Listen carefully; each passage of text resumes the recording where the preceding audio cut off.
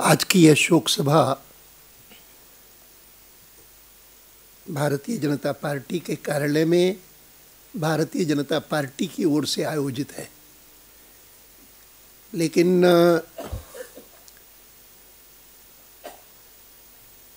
मुझे स्मरण है कि पिछले सप्ताह ही जब जानकारी मिली कि अश्विनी जी का स्वास्थ्य ठीक नहीं है और अपोलो हॉस्पिटल में एडमिटेड है, तो मैं उन्हें देखने के लिए वहाँ गया।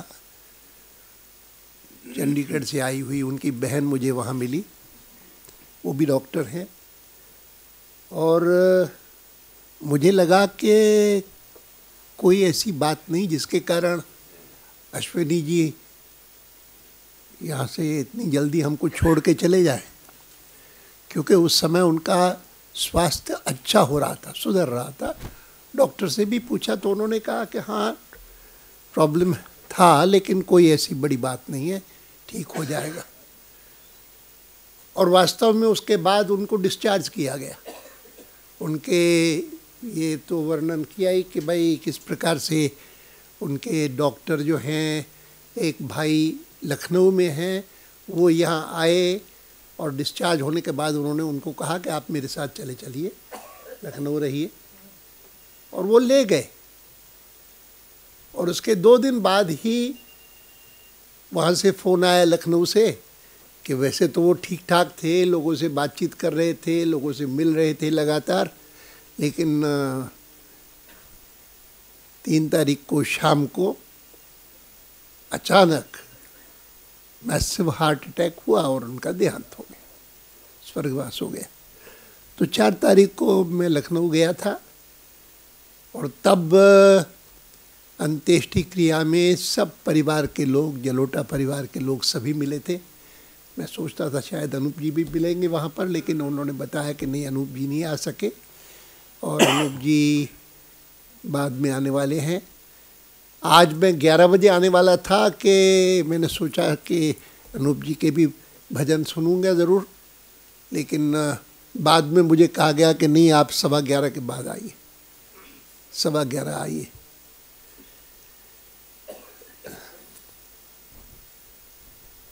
मुझे स्मरण आता है, सब लोगों ने इस बात का उल्लेख किया कि वो राष्ट्रीय स्वयंसेवक संघ के स्वयंसेवक बने और फिर बाद में प्रचारक बने।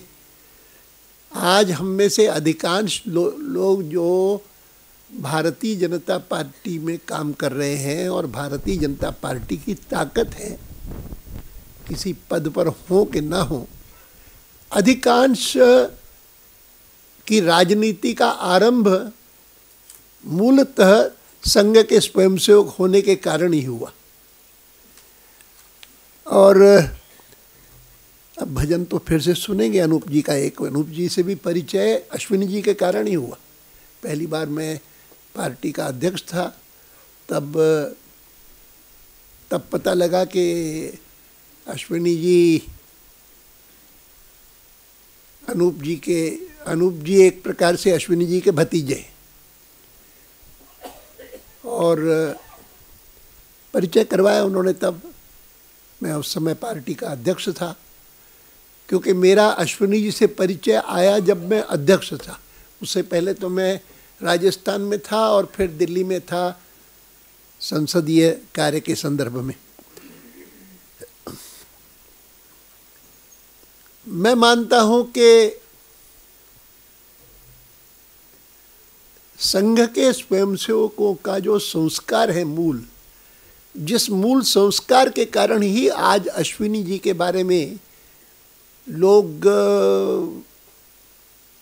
इतना उनको एक प्रकार से आदर्श मानते हैं हम सबके लिए,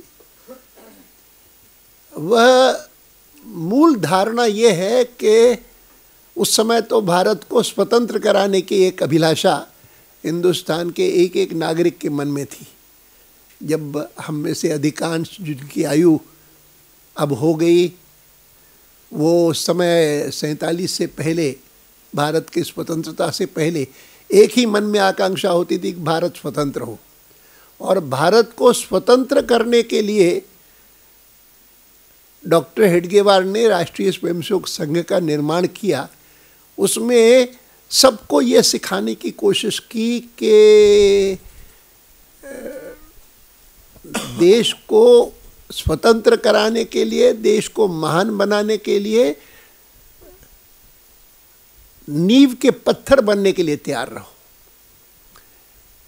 शिखर पर नहीं, नींव के पत्थर बनना। मैं आज राजनीति में हूँ तो कभी भी भूल नहीं पाता हूँ जो पहला गीत जो संघ का सुना था उन दिनों में, वृत्तपत्र में नाम छपेगा, पहनूंगा स्वागत संहार, छोड़ चलो यह क्षुद्र भावना, हिंदू राष्ट्र की तारणहार, कंकड़ पत्थर बन बन तुमको राष्ट्र नींव को भरना है, ब्रह्म तेज के, क्षात्र तेज के अमर पुजारी बनना है।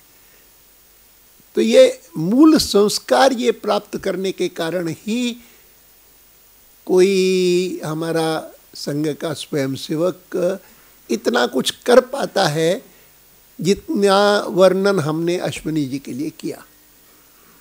और मैं समझता हूँ कि जितना अनुसरण हम कर सकें उनका, उतना ही हम अपने को धन्य करेंगे और पार्टी को भी आगे बढ़ाएंगे। बहुत खुशी की बात है कि हम सभी लोग एकत्र हुए हैं यहाँ पर और एक बार फिर से हम अनूप जी को भी एक बार सुन सकेंगे। बहुत खुशी की बात है। मुझे अच्छा लगा उस दिन परिवार के सभी लोगों को, जलोटा परिवार के सभी लोगों को, उनके भाई साहब को भी जो डॉक्टर हैं लखनऊ में, उनकी शायद 4 बहनें हैं अनूप जी, 4, तो वहाँ तो 4 थी और अच्छा थी, लेकिन जितने लोग थे सबसे मिलना हुआ और सबके मन में इतनी श्रद्धा और इतना उनका, वो कहते थे कि भाई उनको कितना भी हम समझाते थे, वो आखिर तक संघ के प्रचारक के नाते वो कहते थे कि बस मैं तो जैसे ही करूँगा वैसे करूँगा। और उनके प्रति हम श्रद्धा सुमन अर्पित करते हैं और प्रभु से प्रार्थना करते हैं कि उनमें जो ये गुण थे श्रेष्ठता के, वह हम में भी प्राप्त हो, हमको भी प्राप्त हो। बहुत धन्यवाद।